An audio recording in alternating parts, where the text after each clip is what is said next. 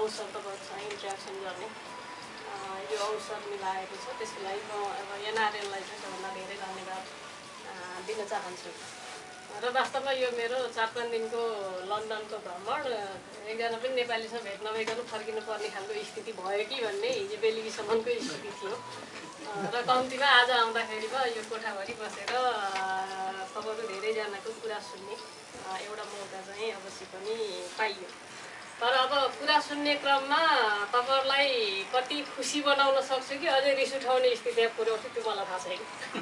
तर म एउटा कुरा चाहिँ के चाहिँ भन्छु भन्दा अहिलेसम्म ककलले के भन्नुभयो हैन, अब कमिटमेन्ट गर्नुभयो कि अब त्यो उहाँहरुले चाहिँ परिस्थिति अनुसारको भाषण गर्नुभयो कि के गर्नुभयो, अब त्यो यहाँहरुले हैन भनेको कुरा सुन्दा मैले अलिअलि चाहिँ नि त्यसको आंकलन चाहिँ गर्न सक्छु। धेरै कुराहरु यहाँले अनुभूति गर्नुभएको छ। तर मैले चाहिँ के भन्ने गरेको छु भन्दाखेरि मेरो पृष्ठभूमिको कारणले गर्दा नि म पोलिटिसियन भन्दा धेरै म ट्रेड युनियन कार्यकर्ता हुँ। र त्यसले गर्दाखेरि ट्रेड युनियनले गर्ने कुरा भनेको चाहिँ नि अहिलेसम्म नि मेरो त्यो बानी गइसकेको छैन। यद्यपि म 1.5 वर्ष संविधान सभामा गएर काम गरेँ र जे भइराखेको छ र जे हुने सम्भावना छ मैले सामान्यतया त्यही कुरा गर्ने गरेको छु। त्यो कुराले तत्काललाई खुसी नबनाउन पनि सक्छ, तर तत्काललाई खुसी हुने र पछि गएर अनि फेरि सिंहदरबारभित्र छिरेपछि के हुन्छ भन्ने खालको क्वेसन चाहिँ नआओस् भन्ने मेरो चाहिँ चाहना हुन्छ। र सिंहदरबारभित्र छिरिसके पछाडि सबैजनालाई खुसी बनाउन सक्ने स्थिति हुँदैन नै हो। त्यो वास्तविकता हामीले अब कतिपयले भित्र गएपछि बुझ्ने स्थिति हुँदो रहेछ, कतिले बाहिर उठ्दा नि बुझ्ने स्थिति हुँदो रहेछ। र म स्वयं पनि त्यो समितिमा बसेर काम गरेर अब धेरै चाहिँ नि त्यहीको आन्दोलनका साथीहरुसँग कुरा गर्दाखेरिमा पनि मैले पनि भन्ने गरेको कुरा के भन्दा सिंहदरबारको गेटभन्दा बाहिर मात्रै बसेर मैले कुरा गर्दाखेरिमा मैले पुरा गर्नु पर्दैन थियो। त्यसले गर्दा मैले चाहिँ नि जे माग राखिदिए पनि हुन्थ्यो। त्यसले गर्दा मैले पनि धेरै मागहरु त्यहाँ उठाएर गएकै हुँ। किन भन्दा ट्रेड युनियनले त अब एक ढंगले अब धेरै आन्दोलनै गरेर गएको मान्छे हुँ पनि। तर त्यहाँभित्र गइसके पछाडि हामी जुन सेक्टरबाट गएका छौं हामीलाई बाहिर बस्दाखेरि लाग्थ्यो हैन त्यो हाम्रो कुरा नै सबभन्दा ठुलो हो। तर त्यहाँ गएर बसेर कुराकानी गरिसकेपछि र लेख्नु बस्दाखेरिमा अझै त्यो लेख्ने नै कुरा भइसके कुरासम्म गर्दाखेरि पनि अझै अलि सहजै हुँदो रहेछ। तर लेख्नै बसिसके पछाडि भनेको चाहिँ नि समग्रतामा हामीले चाहिँ नि हेर्नुपर्ने र त्यसपछि समग्रतामा सबैको बीचमा चाहिँ नि एउटा अन्डरस्ट्यान्डिङ बनाउनु पर्ने खालको स्थिति त्यो बाध्यता पनि हो। त्यो रियालिटी चाहिँ फेरि त्यही हो। त्यसले गर्दाखेरिमा अब बाहिर बस्दाखेरि तपाईहरुले भेटघाट गर्दाखेरिमा अब कसले कुन नेताहरुले के भन्नुभयो तपाईहरुले धेरै सुन्नु भएको छ।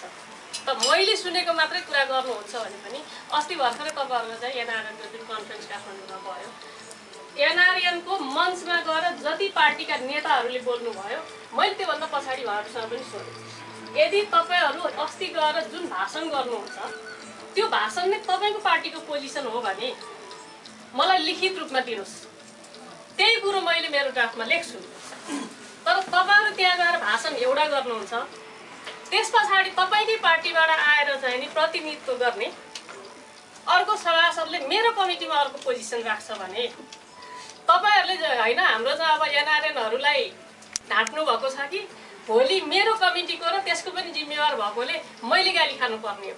यो दुईटा कुरामा मलाई क्लियर गर्नुपर्छ भनेर कतिपय नेताहरुसँग मेरो आफ्नै पनि पर्यो। अरूको पार्टीको मात्र भन्दिनँ म मेरै पार्टीको नेतासँग पनि मेरो पर्यो। सबभन्दा धेरै त मलाई मेरै हैन पार्टीको नेतासँगै पर्यो। मैले त्यहाँ भनेकै कुरा के भन्दा तपाईले यदि म नेकपा एमालेको तर्फबाट त्यहाँ गएको छु र त्यो पार्टीको तर्फबाट जे भाषण त्यहाँ भएको छ त्यो अनुसार गर्ने मलाई लेखेर दिनुहोस्। म त्यही कुरालाई त्यहाँ राख्नलाई म प्रयत्न गर्छु। मैले भनेको कुरा त्यही हो। माओवादीको साथीहरुको र नेताको पनि मैले कुरा सुने थिएँ।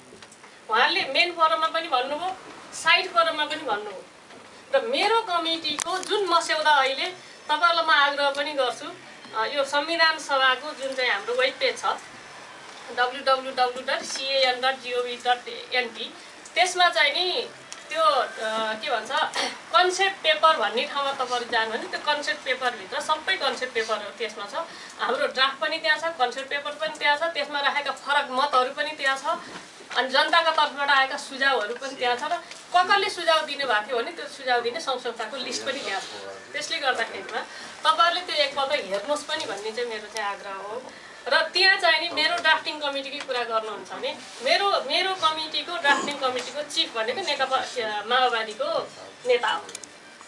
त्यो कमिटीको अरू मेम्बरहरू ड्राफ्टिङ कमिटीकै कुरा गर्नुहुन्छ भनेदेखि त्यसमा चिफ के सिपी गजुरेल हो हैन। त्यस पछाडि त्यो कमिटीको मेम्बरको हिसाबले काम गर्ने एमालेको तर्फबाट प्रदीप गेवाली हो, काङ्ग्रेसको तर्फबाट गगन थापा र रमेश लेखक हो हैन। रमेश लेखक नि अब प्रवासी श्रमिकको बारेमा अब मन्त्री भएर धेरै काम गर्नुभएको तपाईँहरू पनि धेरैले भेट्नुभएको होला। अब त्यसपछि अब अरू पार्टीको कुरा छोडौँ, अहिले मूलत 3टा ठुला पार्टीको कुरा गर्ने हो भने पनि हामीले त्यसरी बसेर चाहिँ नि त्यो मस्यौदा जुन ड्राफ्ट गरेका छौँ र मैले सबै पार्टीको त्यहाँ हुने नेताहरूलाई भनेको छु, यदि तपाईँहरूको पार्टीको पोजिसन सोल्टीमै कहाँ हो त्यो उद्घाटन होइन यता आर्मी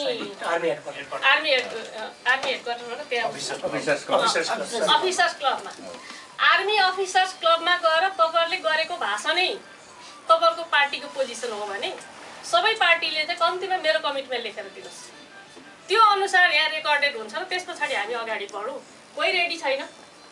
अनि त्यस पछाडि गएर चाहिँ तपाईँहरूको बिचमा अथवा चाहिँ नि अब जहाँ जहाँ लन्डन पुगे लन्डनमा, मस्को पुगे मस्कोमा हैन, न्युयोर्क पुगे न्युयोर्क पनि गएर त्यस पछाडि पपुलर कुरा गरेर भ्रममा पार्न हुँदैन भन्ने म चाहिँ नि मलाई चाहिँ स्पष्ट हिसाबबाट लाग्छ।